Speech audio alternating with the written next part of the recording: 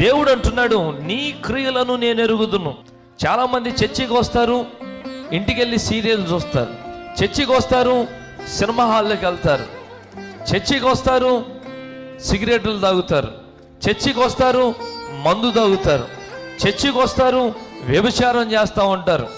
అందుకనే దేవుడు అంటున్నాడు, నువ్వు చల్లగానైనను వెచ్చగానైనను లేవు. నువ్వు ఎలా ఉన్నావంటే నులివెచ్చగా ఉన్నావు. నీ భక్తి జీవితం ఎలా ఉందంటే నులివెచ్చగా ఉంది. చర్చికి వస్తాం, ఫ్యాషన్ వైపు పరిగెడతా ఉంటాం. మన ఆశలన్నీ కూడా ఎలా ఉంటాయంటే ఈ లోక సంబంధమైన హీరోయిన్స్ లాగా నేను ఉండాలి, నేను అలా ఉండాలి, నేను ఇలా ఉండాలి అనే ఆలోచనే. కానీ బైబిల్లో ఉన్న పరిశుద్ధ స్త్రీల వలె నేను ఉండాలి, బైబిల్లో ఉన్న పరిశుద్ధమైన ఆ యొక్క భక్తుల వలె నేను ఉండాలి. ఇటువంటి ఆలోచనలు ఈ రోజున క్రైస్తవ లోకములో లేవని ప్రవక్త చెప్తున్నాడు.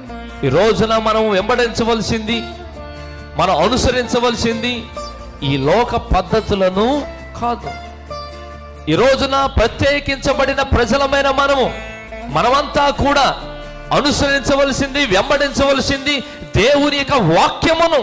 ఎందుకంటే వాక్యమే దేవుడే ఉన్నాడు గనుక ఈ రోజున మనం వెంబడించవలసింది దేన్నంటే వాక్యమునని మీకు తెలియజేస్తున్నా.